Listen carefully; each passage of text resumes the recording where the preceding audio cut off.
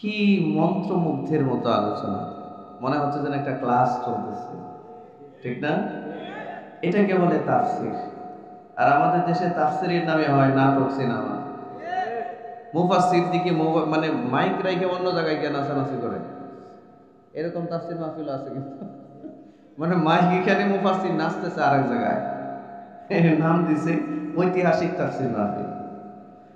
তা আসলে আমরা সব দিক দিয়ে মাজলুম হয়ে গেছি। আল্লাহ আমাদেরকে বোঝার তৌফিক দান করেন।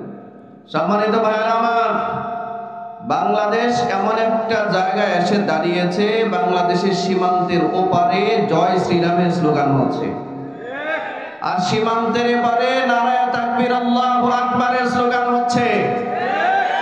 আমরা দিচ্ছি আল্লাহু আকবারের স্লোগান, ওরা দিচ্ছে জয় শ্রীরামের স্লোগান। বুঝতে হবে, ভারতবর্ষের সমস্ত কর্মকাণ্ড, রাজনৈতিক কর্মকাণ্ড, আঞ্চলিক ভূখণ্ডের কর্মকাণ্ড, ধর্মতত্ত্বের কর্মকাণ্ড, সবকিছু দুইটা ভাগে বিভক্ত হয়ে গেছে, ঠিক কিনা ধরে বলেন? একদল মানুষ জয় শ্রীরামের স্লোগান দিয়ে অস্ত্র হাতে নিয়ে সীমান্তে অপেক্ষা করছে আমাদেরকে হত্যা করার জন্য, আর আমরা এই পাশে যারা আছি আমরা আল্লাহু আকবারের ধ্বনি উঠাচ্ছি। আপনারা বলেন আমরা কিসের ধ্বনি উঠাবো? জোরে বলেন তো একটু, সবাই একটু জোরে বলেন তো, কিসের ধ্বনি উঠাবো? এই ভাই, আপনারা যারা দাঁড়িয়ে আছেন একটু ভিতরে আসেন, বসেন। আমরা স্লোগান দিব নারায়ে তাকবীর আল্লাহু আকবারের, ঠিক কিনা জোরে বলুন। এই জমিনে আর জয় শ্রীরামের স্লোগান হবে না।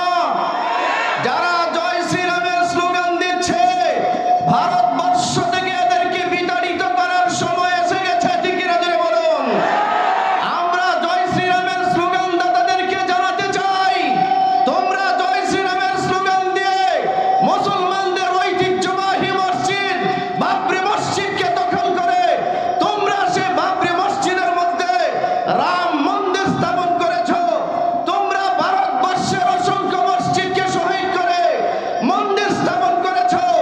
সারা পৃথিবীর বিজ্ঞানীরা মাটির নিচে খুঁড়ে বের করে, মাটির নিচে স্বর্ণের খনি কোথায় আছে, গ্যাসের খনি কোথায় আছে, মাটির নিচে খুঁড়ে বের করে তেলের খনি কোথায় আছে, আর জয় শ্রীরামের উলঙ্গপনার এই জঙ্গিরা খুঁজে বের করে মসজিদের নিচে মন্দির কোথায় আছে।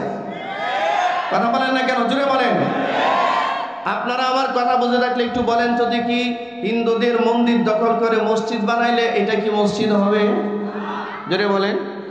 হিন্দুদের মন্দির ভেঙ্গে যদি কেউ মসজিদ বানায়, মুসলমানদের ইবাদতগাহ মসজিদ হিসাবে কি এটা ধরা হবে? জোরে বলেন, এটা ধরা হবে? মুসলমানদের জামে মসজিদের জন্য ওই মসজিদের জায়গা আল্লাহর নামে ওয়াকফ হওয়া লাগবে, ঠিক কিনা জোরে বলেন। আল্লাহর নামে ওয়াকফ করে দিতে হবে। ওরা বাবরি মসজিদকে শহীদ করেছে, বাবরি মসজিদকে শহীদ করেছে জয় শ্রীরামের স্লোগান দিয়া। কথা বলে না, ঠিক না? ওরা জয় শ্রীরামের স্লোগান দিয়ে ভারতবর্ষের পশ্চিমবঙ্গে মুর্শিদাবাদে গিয়ে দেখেন, এক মসজিদ আছে, মসজিদের নাম মসজিদে আদিনা। যারা যুবক ভাইরা তোমরা যারা আছো, মসজিদে আদিনার নামে সার্চ দিয়ে দেখো, 50,000 মানুষ একসাথে দাঁড়িয়ে নামাজ পড়ার একটা অ্যাকোমোডেশন আছে সেখানে। এই 50,000 মানুষের মতো দাঁড়িয়ে যেখানে নামাজ পড়তে এত বড় একটা মসজিদকে এই ভারত সরকার এটা ভেঙ্গে চুরমার করে এই মসজিদকে এখন পর্যটন কেন্দ্র হিসেবে ঘোষণা দিয়েছে। বাংলাদেশের নারীরা যে স্টার জলসার সিনেমার সিরিয়াল দেখে, এই স্টার জলসার সিনেমার শুটিং হয় ওই মসজিদের ভেতরে। আমি নিজে দেখে আসছি, আমি নিজে দেখে আসছি। এরা এত সংখ্যক মসজিদকে শহীদ করে দিয়েছে। বাংলাদেশের পার্শ্ববর্তী আগরতলার পাশে ত্রিপুরাতে বহুত বড় একটা জেলার নাম করিমগঞ্জ। কি গঞ্জ? নাম চেঞ্জ করে ফেলেছে, নাম দিয়েছে শ্রীনগর নাকি কি জানি একটা নাম দিয়েছে। হায়দ্রাবাদের নাম চেঞ্জ করে ফেলেছে। সারা ভারতবর্ষে জয় শ্রীরামের স্লোগান দিয়ে অসংখ্য মুসলমানকে শহীদ করা হচ্ছে, ঠিক কিনা জোরে বলুন।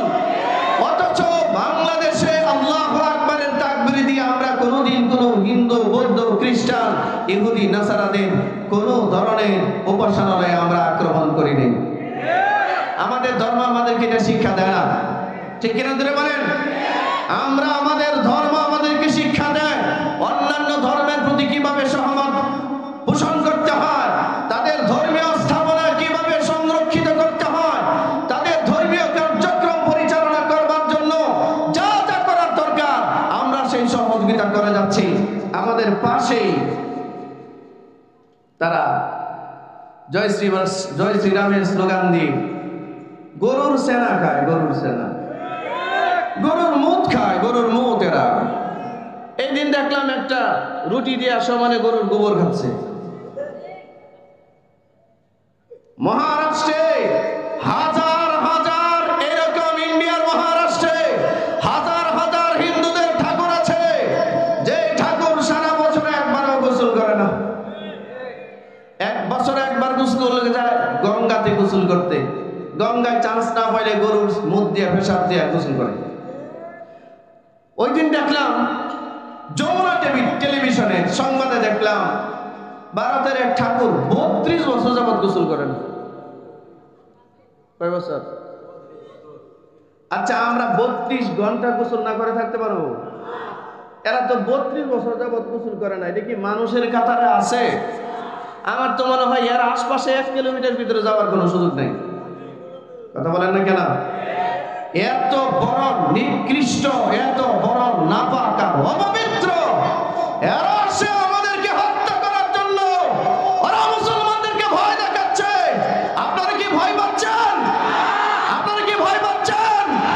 মনে করছেন ইন্ডিয়া বহুত বড় রাষ্ট্র, মনে করছেন ইন্ডিয়া অনেক বড় ক্ষমতাধর পারমাণবিক অস্ত্রধারী রাষ্ট্র, মনে করছেন 140 কোটি মানুষের রাষ্ট্র। বাংলাদেশের মানুষের সংখ্যা মাত্র 20 কোটি, ওরা 140 কোটি। কেমনে পারবেন হুজুর? কোনোভাবেই পারবেন না। আমি আপনাদেরকে বদরের যুদ্ধ স্মরণ করাতে চাই। বদরের যুদ্ধে মুসলমানদের সংখ্যা কতজন ছিল? আর কাফেরের সংখ্যা কতজন ছিল? হুনাইনের যুদ্ধে মুসলমানের সংখ্যা মাত্র 12,000, কাফেরের সংখ্যা 30,000। রোমান সম্রাটদের বিরুদ্ধে যুদ্ধে মুসলমানদের সংখ্যা মাত্র 40,000, আর তাদের সন্ত্রাসীদের সংখ্যা ছিল 2 লক্ষের উপরে। আল্লাহ মুসলমানদেরকে বিজয় দান করেছেন। মুসলমানরা অস্ত্রের ক্ষমতায় বিজয় লাভ করে না, মুসলমানরা সংখ্যাগরিষ্ঠতা দিয়ে বিজয় লাভ করে না। মুসলমানরা যুদ্ধের ময়দানে বিজয় লাভ করে কার সাহায্যে? দুটো হাত উঁচু করে দেখান, কার সাহায্যে? আরো জোরে বলেন, কার সাহায্যে? মুসলমানরা যুদ্ধের ময়দানে, জিহাদের ময়দানে আল্লাহর নামে অস্ত্র হাতে নিয়ে যখন ঝাঁপিয়ে পড়ে, আল্লাহর পক্ষ থেকে নুসরত আর সাহায্য তাদের প্রতি আসতে থাকে। ঠিক কিনা জোরে বলুন?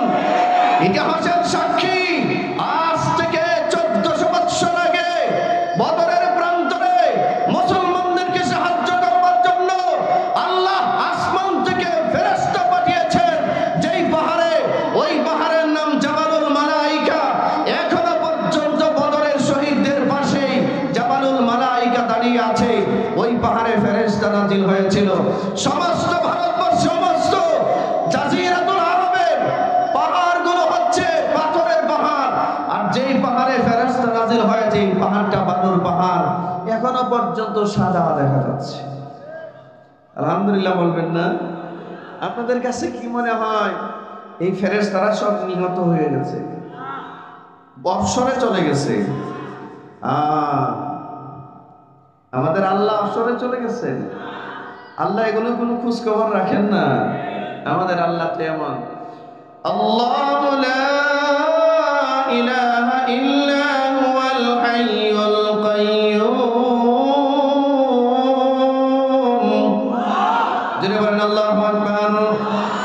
আমাদের আল্লাহ হচ্ছেন হাই, তিনি চিরঞ্জীব। আল কাইয়্যুম, আল্লাহ চিরস্থায়ী। ঠিক কি না? জোরে বলেন। আল্লাহ ছিলেন, আল্লাহ আছেন, আল্লাহ থাকবেন। জোরে বলেন, আল্লাহ ছিলেন, আল্লাহ আছেন, আল্লাহই থাকবেন। আর কিচ্ছু থাকবে না, কিচ্ছু থাকবে না। কুল্লু মান আলাইহা ফান।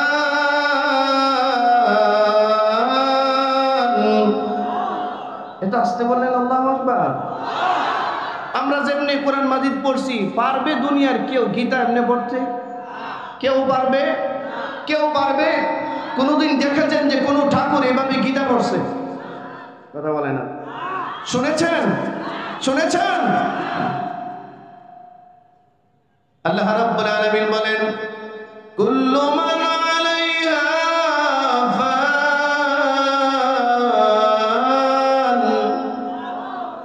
জোরে বলেন আল্লাহু আকবার। আরেকটু জোরে বলেন আল্লাহু আকবার। এই তেলাওয়াতটা তো জান্নাতে আল্লাহ নিজে করে আমাদেরকে শোনাবে। জান্নাতে নিজে তেলাওয়াত করে আল্লাহর কালাম আল্লাহ নিজে পাঠ করে শোনাবে। কাফেরদের বড় একটা চ্যালেঞ্জ কি ছিল জানেন? কাফেররা কোরআন মাজিদের তেলাওয়াতে বাধা দিত।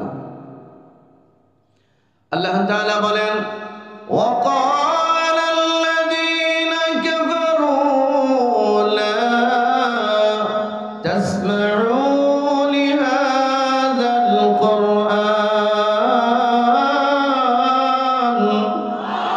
কাফেররা বলে, ওয়াকাল আল্লাযীনা কাফারু, কাফেররা বলে, লা তাসমাউ লিহাযাল কুরআন, এ কোরআন শোনা যাবে না।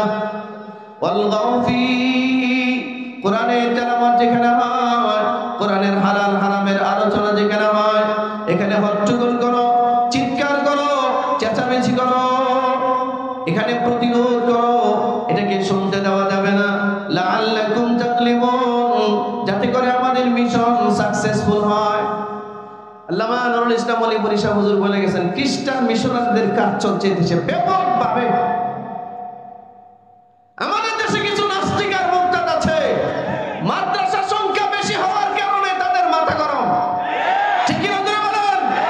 পার্বত্য চট্টগ্রামে যান, পার্বত্য চট্টগ্রামের খাগড়াছড়িতে যান, বান্দরবানে যান, রাঙ্গামাটিতে যান, ওই সমস্ত অঞ্চলে, দিনাজপুরে যান, দিনাজপুরে, তারপরে পঞ্চগড়ে যান, এত সংখ্যক খ্রিস্টান মিশনারি কাজ করছে আপনি ভাবতেও পারবেন না। আমি গত অক্টোবরে মাহফিলে গিয়েছি দিনাজপুরের মাহফিলে। ওলামায়ে কেরাম বলল, ওলামায়ে কেরামদের পক্ষ থেকে মাহফিল বলল যে হুজুর, গত 10-15 দিন আগে একটা লোক মারা গেছে, আমরা জানি মুসলমান, মারা যাওয়ার পর আমরা কাফন পরাইছি, এরে গোসল দিয়েছি, কাফন পরিয়েছি, জানাজা পড়েছি। জানাজা পরে তার লাশটা যখন আমরা কবরে রাখবো, এই মুহূর্তে খ্রিস্টান পাদ্রী আসছে 2 জন, এসে বলতেছে, তোমরা যার লাশ কবরে রাখছো এত মুসলমান নয়, এত খ্রিস্টান।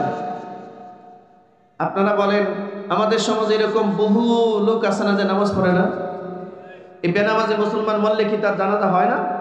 আমরা কি তার জানাজা দেই না? এটা এরকম নামাজ কালাম পড়তো না আর কি, তারপরে তার জানাজা হয়েছে, লাশটা কবরে রাখছে। এই মুহূর্তে এসে বলছে যে আপনারা তাকে দাফন করছেন, ও তো মুসলমান নয়, ও তো তার ধর্ম পরিবর্তন করে দিয়েছে, তার ধর্ম খ্রিস্টান। গত 2 দিন আগের পত্রিকায় দেখেছি, সেই পার্বত্য অঞ্চলে, সেই উত্তরবঙ্গে প্রায় 400 পরিবারের মুসলমানকে খ্রিস্টান বানানো হয়ে গেছে। 400 পরিবার।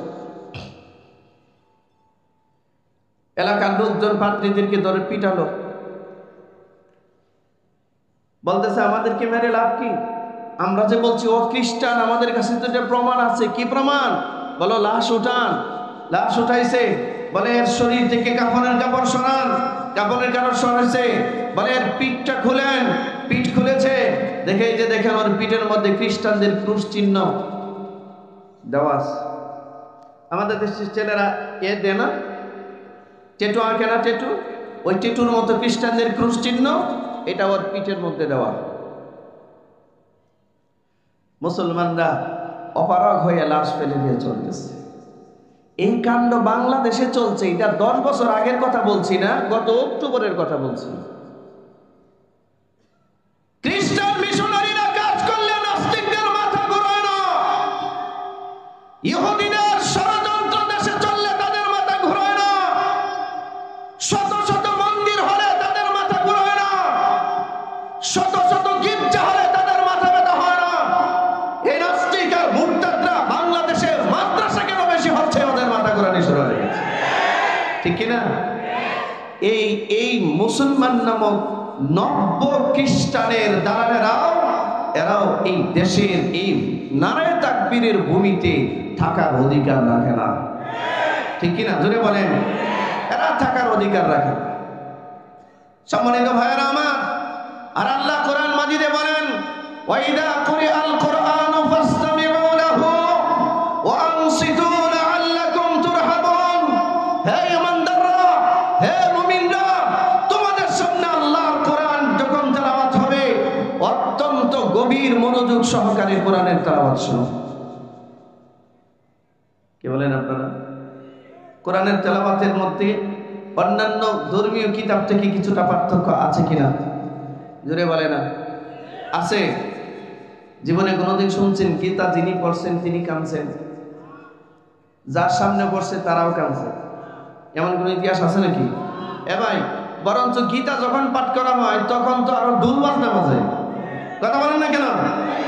ঢোল বাজনা বাজতে থাকে। আমাদের কোরআনের তেলাওয়াত যেখানে হয় যখন হয় ঢোল বাজনা বাজে, তিন পতন নীরবতা অবলম্বন করে, আল্লাহর আরশ থেকে ফেরেশতা নাযিল হতে থাকে আর সাকিনা নাযিল হতে থাকে। দুনিয়ার কোথাও দেখবেন না গীতা পাঠ করে কোনোদিন কোন ঠাকুর কান্না করেছে, কোথাও পাবেন না। দুনিয়ার কোথাও দেখবেন না, দুনিয়ার কোন প্রান্তে দেখবেন না ঠাকুরের সামনে জনগণ কোনোদিন কেঁদেছে। দুনিয়ার কোথাও দেখবেন না কোন বৌদ্ধকে যদি বলা হয়, কোন বৌদ্ধ যদি তার কিতাব ত্রিপিটক পাঠ করে, কোনোদিন কোন বৌদ্ধ কোনোদিন ত্রিপিটক পাঠ করে কান্না করেছে, তা কোনোদিন দেখেছেন? কথা বলে না। কোনোদিন দেখেছেন? না, এর ইতিহাস নাই। বৌদ্ধদের কোন জনগণ সামনে বসে কান্না করেছে তার ইতিহাস নাই। যদি কোন ইহুদিদেরকে বলা হয় তোমাদের ওল্ড টেস্টামেন্ট পড়ে তোমরা কোনোদিন কান্না করেছো, এমন কোন ইতিহাস দুনিয়াতে দেখাও আছে? জুড়ে বলেন আছে নাকি? নাই নাই নাই। যদি দুনিয়ার কোন খ্রিস্টানকে বলা হয় তোমাদের ধর্মীয় কিতাব পড়ে তোমাদের ঠাকুর মাকুর কোনোদিন পাদ্রী টাদ্রী কান্না করেছে, তার ইতিহাস দেখাও আছে? কথা বলে না। এ ভাই, আপনারা ঘুমাইতেছেন? দোয়া করে দিই, দোয়া করে দিই। 5টা মিনিট চেয়ারম্যান সাহেব যেহেতু বলছেন, আর 5 মিনিটের মধ্যে শেষ করে দিব ইনশাআল্লাহ। দুটি হাত উঠান, দুটি হাত উঠান, দুটি হাত উঠান, একটু নাড়াচাড়া দেন। মনোযোগ আছে তো এদিকে ইনশাআল্লাহ? এদিকে অল্প সময়, অল্প সময়। মুসলমান ভাইরা আমার, দুনিয়ার কোন খ্রিস্টান, দুনিয়ার কোন ইহুদি, দুনিয়ার কোন বৌদ্ধ, দুনিয়ার কোন হিন্দু তাদের ধর্মীয় কিতাব পড়ে জীবনে কোনোদিন চোখের পানি ছাড়ে নাই। এর ইতিহাস একটাও সারা দুনিয়াতে নাই। এটা কি গায়ের জোরে বলতেছি না, এটা মানে রিয়েলিটি, এটা বাস্তবতা নাই দুনিয়ার কোথাও। এবার আমার কথা বুঝে থাকলে আপনারা একটু বলেন তো দেখি, আল্লাহর কোরআন পড়ে কেউ কি কাঁদছে কোনোদিন? হ্যাঁ, শুনছেন কোনোদিন? কে কে শুনছেন একটু হাত দেখান তো। হ্যাঁ, এটা দেখাও না। মানুষগুলো সাক্ষী দিচ্ছে আল্লাহর কোরআন পড়ে মানুষ কান্দে। দুইটা হাত ওটা, দুইটা হাত ওটায় দেখা, মানুষ কান্দে না? কোরআন পড়ে মানুষ কান্দে না? মুসলমান ভাইরা আমার, 2009 সালে আল্লাহ আমাকে হজের সফরের সুযোগ দিয়েছিলেন। বাইতুল্লাহ চত্বরে এশার নামাজ পড়তাম, আর বাইতুল্লাহ চত্বরে ফজরের নামাজে 2 জন ইমাম কিরাত তেলাওয়াত করতেন। এশার নামাজ বেশিরভাগ পড়াতেন বিশ্ববিখ্যাত কারি শায়খ আব্দুর রহমান আস-সুদাইসি হাফিজাহুল্লাহ। নাম শুনছেন না? সারা দুনিয়ায় যার কিরাত চলে। ফজরের নামাজ পড়াতেন শায়খ আব্দুল্লাহ আল-আওয়াদ আল-জুহানি হাফিজাহুল্লাহ। যখন তেলাওয়াত শুরু হতো হাজার হাজার মুসল্লি, লাখ লাখ মুসল্লি দাঁড়ানো বাইতুল্লাহ চত্বরে। তেলাওয়াতের মাধুর্যতা, তেলাওয়াতের প্রভাব মুসলমানদের দিলে এত পড়তো, মুসলমানরা বাইতুল্লাহ চত্বরে দাঁড়িয়ে থরথর করে কাঁদতো আর কান্না করত। ইমাম নিজেও কান্না করত। কি ভাই, এমন নাই? আমাদের দেশে নাই? দেখবেন কিছু কিছু মসজিদে গিয়ে নামাজ আদায় করলে ইমাম সাহেব এত মধুর কণ্ঠে আল্লাহর কালাম তেলাওয়াত করছেন। তেলাওয়াতের মাধুর্যতা, তেলাওয়াতের প্রভাব, তেলাওয়াতের আসার মুসল্লিদের দিলের মধ্যে এতটা পড়ছে, কিসের দোকানের হিসাব, কিসের বাড়িঘরের হিসাব, কিসের ছেলে মেয়ে, সবকিছু বাদ দিয়া নামাজ নামাজের ভিতরে এতটাই মশগুল হয়েছে, মুসল্লির চোখ দিয়া পানি পড়তেছে, হৃদয় শীতল হয়ে গেছে। মুসল্লি চিন্তা করছে, ইমাম সাহেব যদি তেলাওয়াতটা আরো 10 মিনিট লম্বা করতো, আমার কলিজাটা শীতল হতো। কথা বলেন না কেন? তেলাওয়াত শেষ, নামাজ শেষ, একটা শুকরিয়া, একটা তৃপ্তির সিজদা আল্লাহকে দিয়া বলে, আল্লাহ ইয়াশার নামাজটা পড়লাম, আমার কলিজা শান্ত হয়ে গেছে। ফজরের নামাজটা পড়লাম, আমার কলিজা শান্ত হয়ে গেছে। ঠিক কি না? যদি বলেন না কেন? শান্ত হয়ে গেছে কলিজা, এই আল্লাহর কালাম। দুনিয়ার কোন খ্রিস্টানকে যদি বলা হয়, খ্রিস্টানের তো অভাব নাই, কোটি কোটি শত শত কোটি খ্রিস্টান আছে।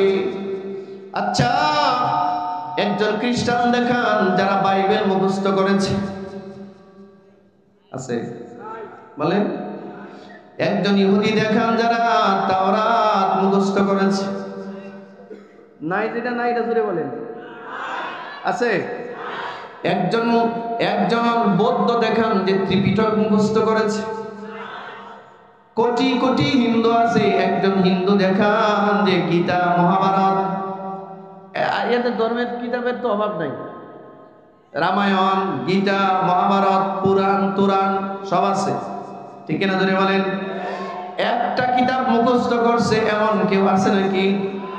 আর আমাদেরকে যদি প্রশ্ন করা হয়, হে মুসলমান, তোমাদের ধর্মীয় কিতাব আল্লাহর কোরআন, এটা মুখস্থ কেউ করছো এমন কেউ আছে নাকি?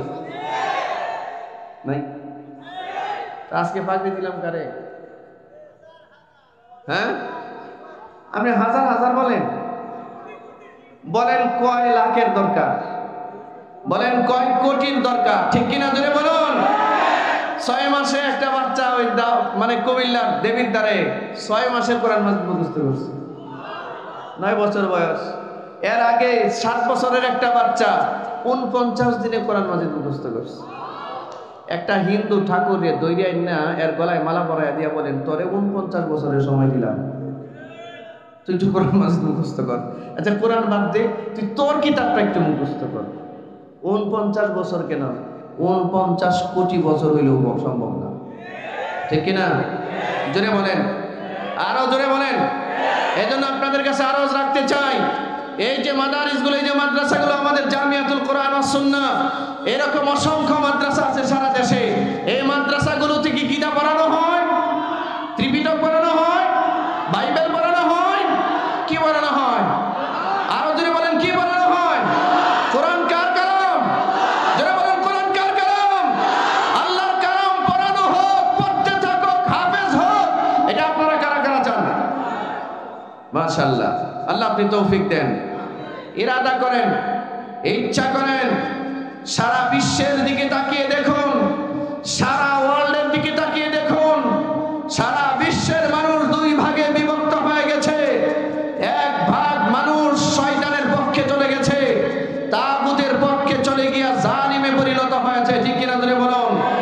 আর এক ভাগ মানুষ হিজবুল্লাহর দলে চলে গেছে। এই মানুষগুলো মাজলুম হয়ে গেছে, এই মাজলুমদের উপরে জালিমদের অত্যাচার চলছে। ঠিক তার ওই ধারাবাহিকতায় ভারতবর্ষের মানুষও মোটামুটি 2 ভাগে বিভক্ত হয়ে যাচ্ছে। ইদানিংকালে আমাদের এই ভারতবর্ষের ভূ রাজনীতির দিকে তাকিয়ে দেখুন, স্লোগান কিন্তু 2টা সামনে চলে আসছে। এক স্লোগানের নাম নারায়ে তাকবীর, বলেন এক স্লোগানের নাম। আরেকটু জোরে বলা যায় না? আরেকটু জোরে বলা যায় না?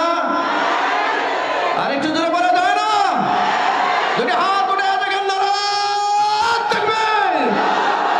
হয় না? ঈমানের আওয়াজে বলেন নারায়ে তাকবীর, নারায়ে তাকবীর, নারায়ে তাকবীর।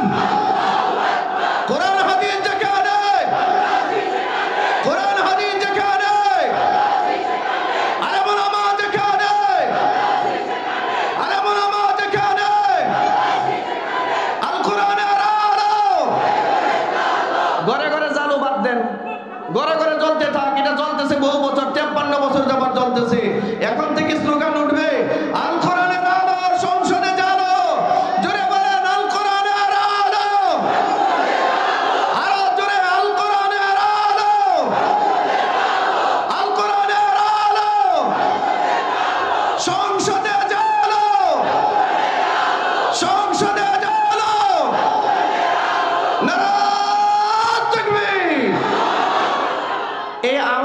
কিন্তু শয়তানের দলেরা পছন্দ করে না। ওরে আল্লাহ রে, মসজিদে আজান দিলে শয়তানের যে হালত হয়, নারায়ে তাকবীরের আওয়াজ দিলে আমাদের দেশের নাস্তিক মুরতাদদেরই অবস্থা হয়। শব্দ দূষণ হচ্ছে, শব্দ দূষণ বলে না, আমরা আওয়াজ দিছি ওদের শব্দ দূষণ হচ্ছে। আচ্ছা, আমার তো মনে হয় এদেরকে সিরা জুতাই দিয়া পিটাইয়া বাংলাদেশ থেকে বিদায় করে দেওয়া দরকার। শব্দ দূষণ তোমরা তাকবীরের খুঁজো, শব্দ দূষণ তোমরা মসজিদের আজানে খুঁজো। 31 ডিসেম্বর দিবাগত রাতে রাত 12টা 1 মিনিটে যেই পরিমাণ শব্দ দূষণ হয়েছে, জানুয়ারিকে উদ্বোধন করতে গিয়া লক্ষ লক্ষ মানুষ জানুয়ারি রূপান্তরিত হয়েছে। তখন তোমাদের শব্দ দূষণ কোথায় ছিল? ঠিক কিনা জোরে বলেন, আরো জোরে বলেন, কোথায় ছিল তোমাদের শব্দ দূষণ? এই নাস্তিক মুরতাদদের মূল যারা করা হচ্ছে ইসলাম, ইসলামের গন্ধ যেখানে, এখানেই সমস্যা। ঠিক না? এদেরকে চিহ্নিত করতে হবে। তসলিমা নাসরিনের যে হালত করা হয়েছে, ওদেরকে ওই রাস্তায় বিদায় করতে হবে। জোরে বলেন, এই নাস্তিক মুরতাদরা যদি নারায়ে তাকবীরের ব্যাপারে আর একটা কথা বলে, বিশ্বাস করুন বিগত 16 বছরে বাংলাদেশের বহু মাহফিল বন্ধ করে দেওয়া হয়েছিল। ছোট্ট একটা মাহফিল করলেও রাতের পর রাত, দিনের পর দিন থানায় গিয়ে পড়ে থাকতে হতো, কমিশনারের অফিসে গিয়ে পড়ে থাকতে হতো। যদি কমিশনার অনুমতি দিত, থানা যদি অনুমতি দিত, এলাকার টেন্ডারবাজ সন্ত্রাসরা যদি অনুমতি দিত, তবে মাহফিল হইতো। ঠিক না?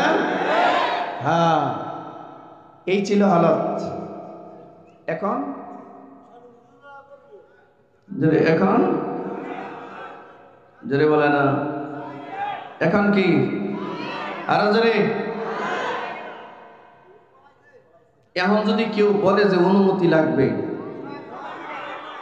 পরে কি? জোরে হাত উঠায়া, হাত উঠায়া। কি হবে? কি হবে? শুধু মায়ের হবে, মায়ের। কিছু রোগের ঔষধ খালি মায়ের, আর কোনো ঔষধে কাজ হয় না, কোনো মেডিসিন নাই। কে বলে কিসের রোগের ওষুধ? কি? খালি মায়ের। এটি তো প্রকাশ করবো, বলবো যে হুজুর উস্কানি দিছে। উস্কানি দেয় নাই। যারা যারা মাহফিল করার ক্ষেত্রে অনুমতির কথা যারা সামনে আনবে, ওদেরকে মাই। যারা অনুমতির কথা বলবে, ওদেরকে মাই। কোনো অনুমতি না হবে নাই। ঠিক কিনা জোরে বলুন? কোনো অনুমতি হবে না। আল্লাহর জমিন, আল্লাহর আসমান, আল্লাহর কোরআনের আলোচনা হবে। তুমি কিসের সদর মদরের অনুমতি লাগবে? ঠিক কিনা জোরে বলেন? তুমি আমার কিসের অনুমতি আবার তোমার? এই সমস্ত দুঃসাহস এই বিপ্লবের বাংলাদেশে আর চিন্তা করবার দুঃসাহস কেউ দেখাবেন না। ঠিক কিনা জোরে বলুন? এই ছাত্র জনতার বাংলাদেশে, তাওহীদি জনতার বাংলাদেশে, নারায়ে তাকবীরের বাংলাদেশে মাহফিল করার অনুমতির চিন্তা কেউ করবেন না। ঠিক কিনা জোরে বলুন? যদি এই দুঃসাহস দেখাবার কেউ চেষ্টা করে, জাতি এখন সজাগ। আপনারা কি হাদিয়া তোহফা দিতে হয় জাতি জানে। ঠিক কিনা জোরে বলেন? ওর হাদিয়া রেডি আছে না? বলেন রেডি আছে না? হাদিয়া বুঝাইয়া দিয়ে দিতে হবে। এইটাই যার যার প্রাপ্য তারে সেটা বুঝাইয়া দিতে হবে। তবে আমরা ইদানিং দেখতেছি, লক্ষ্য করছি, বাংলাদেশে পতিত স্বৈরাচারের কিছু নিয়ম নীতি অনুসরণ করার চেষ্টা কেউ কেউ করতেছে। ঠিক কিনা জোরে বলেন? ইতিমধ্যে বাংলাদেশের বিভিন্ন জায়গায় আলেমদের সাথে মঞ্চে বসে বিয়াদবি করার দুঃসাহস দেখাচ্ছে অনেকে। আমরা এই নব্য স্বৈরাচারদেরকে বলতে চাই, নতুন স্বৈরাচারদেরকে বলতে চাই, ভবিষ্যতের স্বৈরাচারদেরকে বলতে চাই, জানেন তো আলেমদের সাথে বিচ্ছে করে পরিণতি কি হয়েছে? বাংলাদেশে আলেমদের সাথে বিচ্ছে করে, তাওহীদি জনতার সাথে বিচ্ছে করে, এদের সাথে দুশ্মনী করে বাংলাদেশের রাজনৈতিক মঞ্চ দখল করবার স্বপ্ন দেখেন না আপনারা। ঠিক কিনা জোরে বলুন? এই স্বপ্ন বাস্তবায়ন হতে দেওয়া হবে না। আলেমদের সাথে সামনে মাথা নত করুন, আলেমদের হাতে হাতে হাত রাখুন, আলেমদের সাথে দোয়া নিন, আলেমদের সাথে বিরুদ্ধাচরণ করবার দুঃসাহস দেখাবেন না। এটা যদি কেউ দেখাবার চেষ্টা করে, পরিণতি বিগত স্বৈরাচারে যা হয়েছে আপনাদের তার চার করুণ পরিণতি হবে। এই দেশের মানুষ মরতে শিখেছে, ঠিক কিনা ধরে বলুন। এদেশের তাওহীদি জনতা 2013 সালে 5ই মে শাপলা চত্বরে হাজার হাজার মানুষ, শত শত মানুষ রক্ত দিয়েছে। 5ই আগস্টের বিপ্লবে শত শত মানুষ জীবন দিয়েছে। এদেশের মানুষ যখন মরতে শিখেছে, আপনার মতো সুদূর আর মধুরকে গণবার সময় দেশে তাওহীদি জনতার এখন আর নাই। এদেশের ছাত্র জনতা আপনাকে আর গণবে না। আমরা আমাদের অধিকার আদায় করে ছাড়বো। ঠিক কিনা ধরে বলেন, আমরা আমাদের অধিকার চাই, ঠিক কিনা? আমরা আর কোনো স্বৈরাচার চাই না, সামনের ভবিষ্যতের কোনো জালিম আমরা চাই না। কেউ যদি জুলুম করার চিন্তা ভাবনা মাথায় থাকে, যদি মনে করেন যে আলেমদের উপরে অত্যাচার করবেন, মসজিদ মাদ্রাসার উপর অত্যাচার করবেন, তাওহীদি জনতার উপর অত্যাচার করবেন, আল্লাহর রাস্তে বিনয়ের সহিত অনুরোধ করে বলছি, জনগণের দাবরানি আর দৌড়ানি খাওয়ার আগে সুন্দর হয়ে যান, ভালো হয়ে যান, ঠিক কিনা? ভালো পথে চলেন, ভবিষ্যৎ ভালো হবে। যদি তেরাবেরা করেন, আপনার জীবনেও তেরাবেরা হবে, ঠিক কিনা? কষ্ট লাগছে? খারাপ লাগছে? খারাপ কিছু মানুষের লাগবে, ঠিক না? কিছু মানুষের লাগবে। বুঝলাম না, এই 16 বছর দেখি আমরা ওয়াজ করলে একদল মানুষ বলতে এই যে হুজুর আপনারা কইতেছে, এখন আরো কিছু দল মনে করে এই যে হুজুর আপনারা কইতেছে। আচ্ছা, আপনারা ওয়াজ আপনার উপরে টেনে নেন কেন? ওয়াজ আপনার উপরে টেনে নিচ্ছেন কেন? বোঝা গেল চোরের মন। চোর পুলিশ দেখলে কি করে? ও চেহারা দেখলে আবার পুলিশও বুঝে যে এটা কিছু একটা করছে, ঠিক না? বিশাল একটা মুনাসিবত আছে চোর আর পুলিশের নজরে। চোর যদি খালি পুলিশ দেখে আর পুলিশ যদি একবার একটা চোর দেখে, তাহলে কানেকশন হয়ে যায়, ঠিক না? এটা গাঁজা করি আবার কোন রাস্তা দিয়ে যাইতেছে, একজন পুলিশ মহোদয় যদি খালি নজর দেয়, গাঁজা করেও বুঝে গণনা হয়ে গেছে। আবার পুলিশ মহোদয়ও বুঝে এই যে যাইতেছে, ঠিক না? কি বলেন? আমরা দেখলে তো এমন হয় না, আপনারা দেখলে তো এমন হয় না, ঠিক কিনা যদি বলেন? আমার প্রিয় ভাইয়েরা, মুনাসিবত আছে, তবে আলহামদুলিল্লাহ আমাদের দেশে এখন একটা সুবর্ণ সুযোগ চলছে। আমরা আমাদের ভাইদেরকে বলছি, যারা নতুন করে আলেমুন আমাদের সাথে বিট্টে করার চেষ্টা করছেন, আপনাদেরকে একটু বলছি, আল্লাহর রাস্তে ভালো মানুষ হয়ে যান গা, আল্লাহর রাস্তে ভালো মানুষ হয়ে যান গা। আর আমরা যদি এই দেশের চেতে আগামী 100 বছরের ক্ষমতায় আসার চিন্তা করতে পারবেন না, ঠিক কিনা যদি বলেন? এটা সম্ভব হবে না, এটা সম্ভব হবে না। আমরা কোনো দলের বিরুদ্ধে না, যে ব্যক্তি ইসলামের দুশমনি করবে, যাদের দ্বারা কোরআন সুন্নাহর ক্ষতি হবে, যারা আলেমুন আমাদের দুশমনি করবে, এদেরকে আর যারা পরিমাণ ছাড় দেওয়া হবে না। কারা কারা প্রস্তুত আছেন? থাকবেন তো আলেমদের পক্ষে? আলেমদের সাথে যদি কেউ বিয়াদবি করবার চেষ্টা করে সামনে, এর উচিত শিক্ষা দিবেন তো ইনশাআল্লাহ? উচিত শিক্ষা দিয়ে ছাড়বেন, আর কোনোদিন যেন দুঃসাহস দেখাতে না পারে।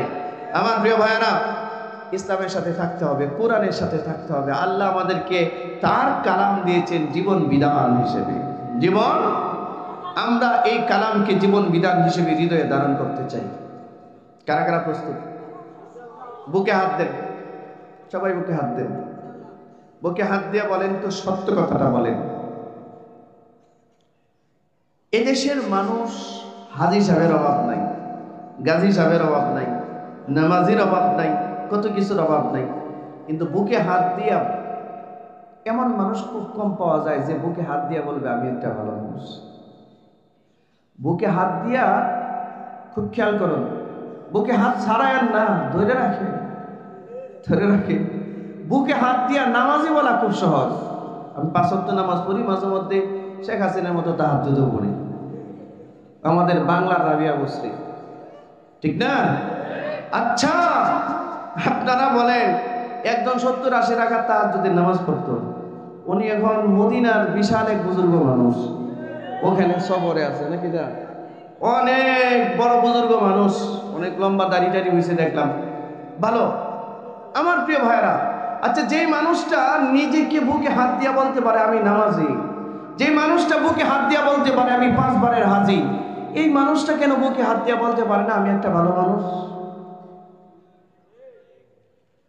এই প্রশ্নটা করেন তো নিজেকে, আপনাকে করেন। আপনি যেখানেই আছেন, যেই জায়গায় আছেন, বুকে হাত দিয়ে একটু বলতে পারবেন যে আপনি একটা ভালো মানুষ? ভালো মানুষের সনদটা এত সহজ না। নামাজের সনদটা যত সহজ, হজ করার সনদটা যত সহজ, নিজেকে ভালো বলে দাবি করার সনদটা এত সহজ নয়।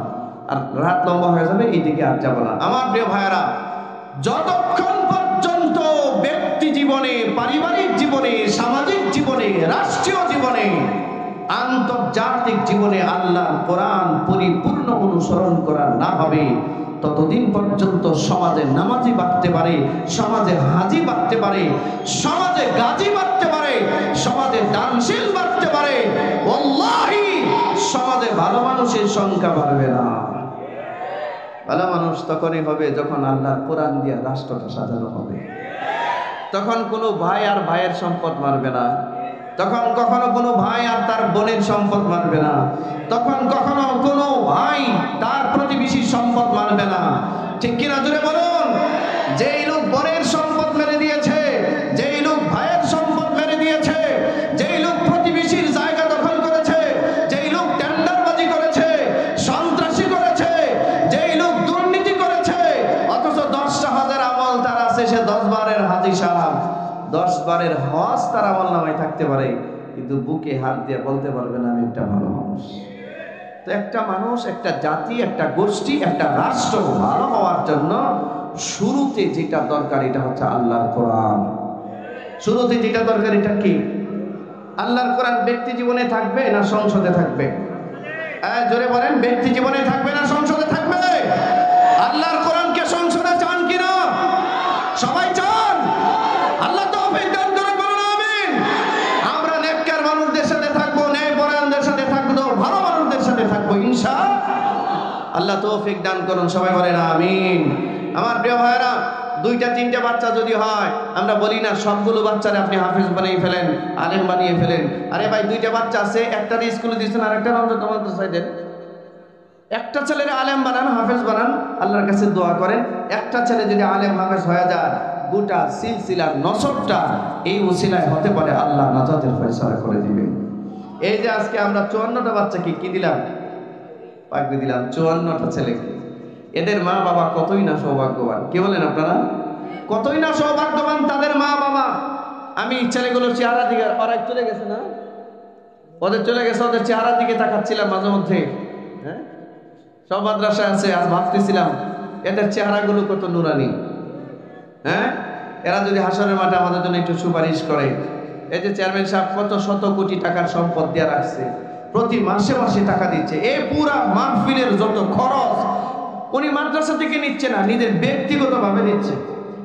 আপনারা ভাবতেছেন আমরা বক্তাদেরকে হাদিয়া কম দেই? না না, পুরান কোনো টাকাও দেই না, পুরা ব্যাংক থেকে ইনটেক করা নতুন টাকা। কোনো আলোচক যেন বলতে না পারে যে আমার পুরান টাকা দিয়ে দিচ্ছে, না, একদম পিওর নতুন টাকা দিয়ে আমরা বিদায় করি। আমার প্রিয় ভাইয়েরা, সব উনি বিয়ার করে কিসের আশা? বলেন কিসের আশা? আমরা এই লোকটার জন্য দোয়া করা, এই পুরো এলাকাবাসীর জন্য, ভাদাইলবাসীর জন্য, আশুলিয়াবাসীর জন্য, এই দেশের জন্য, আমাদের সবার জন্য। এমন এমন কিছু মানুষ আছে, আপনারা মনে করেন ওনার মতো সম্পদশালী আর মানুষ নাই, ওনার চেয়ে আরো বেশি সম্পদশালী মানুষ নাই। যে মানুষ তার জীবন, তার যৌবন, তার ধন, তার দৌলত সব আল্লাহর নামে দিয়ে দিতে চায়, এমন মানুষের সমাজে দরকার আছে কিনা? এই লোকটা আমাদের একটু দোয়া পাওয়ার যোগ্য কিনা? যদি বলেন একটু দোয়া পাওয়ার যোগ্য কিনা? আল্লাহ সুবহানাহু ওয়া তাআলা আমার ভাইয়ের হায়াতে, আমার ভাইয়ার এই নেক, ওনার অনেক বড় পরিকল্পনা এই প্রতিষ্ঠানটা নিয়ে। আমরা এই প্রতিষ্ঠানটাকে বিশ্বমানের একটা প্রতিষ্ঠান হিসেবে গড়ে তুলতে চাই। আপনারা দোয়া করবেন তো ইনশাআল্লাহ। আল্লাহ তৌফিক দান করুন, ওনার এই স্বপ্নকে আল্লাহ বাস্তবায়ন করুন। মানুষের কাছে টাকা পয়সা পেলে ওই সিঙ্গাপুর যায় ঘুরতে বউ নিয়া, থাইল্যান্ডে যায় ঘুরতে, এইটা করবে সেটা করবে, টাকা টোকা অযথায় নষ্ট করে। মসজিদ মাদ্রাসার জন্য গেলে টাকা নাই, ঠিক কিনা? সমস্ত খরচ আল্লাহর বান্দা দিচ্ছে। আল্লাহ তাআলা ওনার হায়াতে, ওনার মালে, ওনার ব্যবসায়, ওনার সমস্ত নেক কাজগুলোর মধ্যে বারাকাত দান করুন। সবাই বলেন আমিন। আমাদের মাদ্রাসার জন্য আপনাদের কাছে দোয়া। আমি ব্যক্তিগতভাবে মাদ্রাসার একজন জিম্মাদার হিসেবে, খাদেম হিসেবে আপনাদের কাছে দোয়া চাই। আপনারা আমাদের প্রতিষ্ঠানে আপনাদের ছেলে মেয়েগুলোকে দিবেন।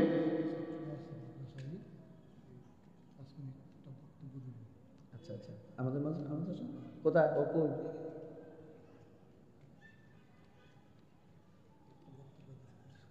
এদিকে আসো, এদিকে আসো। আপনারা 5টা মিনিট সময় দিবেন না?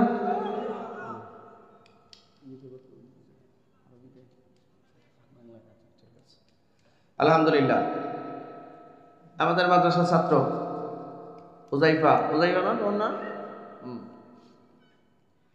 আমরা আমাদের সন্তানদেরকে, আমাদের বাচ্চাদেরকে কি পড়াই? এখানে প্রায় 850 থেকে 900 ছেলে আছে, আমার বাচ্চা আছে আমাদের মাদ্রাসায়। আলহামদুলিল্লাহ বলবেন না? মিশকাত পর্যন্ত আছে। আমরা এই মাদ্রাসা থেকে দাওরা পর্যন্ত নিতে চাই। ক্রমানুগতিতে দাওরা থেকে নিয়ে আমরা এই মাদ্রাসাকে তাকাসসুসাতের যত বিভাগ আছে সমস্ত বিভাগ আমাদের মাদ্রাসায় খুলতে চাই। আপনারা দোয়া করবেন তো ইনশাআল্লাহ? দোয়া করবেন তো সবাই ইনশাআল্লাহ?